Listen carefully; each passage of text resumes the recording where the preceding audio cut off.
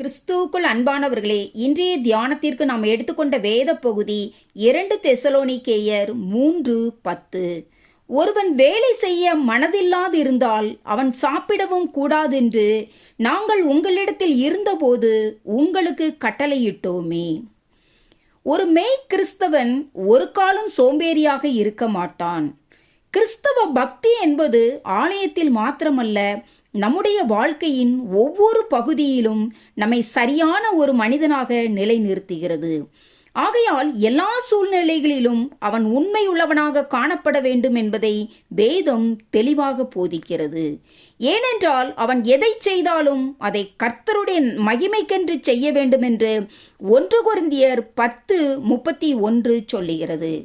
அநேகர் பக்தி வேறு வேலை வேறு என்பதைப் போல ஜீவிக்கிறார்கள்.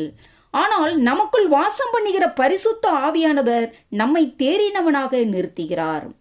யோசேப்பு காரிய சித்தியுள்ளவனாய் காணப்பட்டான் என்று ஆதியாகமம் 39:2 பார்க்கிறோம்.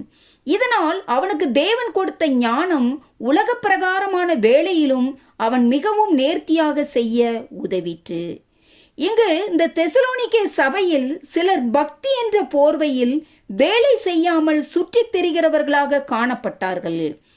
இவ்விதமான மக்களை பார்த்து பவுல் 2 தெசலோனிக்கேயர் 3:11 உங்களில் சிலர் யாதொரு வேலையும் செய்யாமல் வீண் அழுவற்காரராய் ஒழுங்கற்று திரிகிறார்கள் என்று கேள்விப்படுகிறோம் என்றார். மெய்யான சத்தியத்தை அறிதல் நம்மை முன்பை விட அதிக ஞானமுள்ள மனிதனாக மாற்றும்.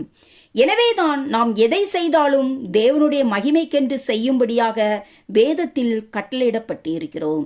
ஒருவேளை நாம் செய்யும் வேலை கடினமான வேலையாய் இருந்தால் அதில் தேவனுடைய ஒத்தாசையை நாம் அதிகமாக தேடும்போது தேவன் நமக்கு ஏற்ற ஒத்தாசையை அனுப்புவார்.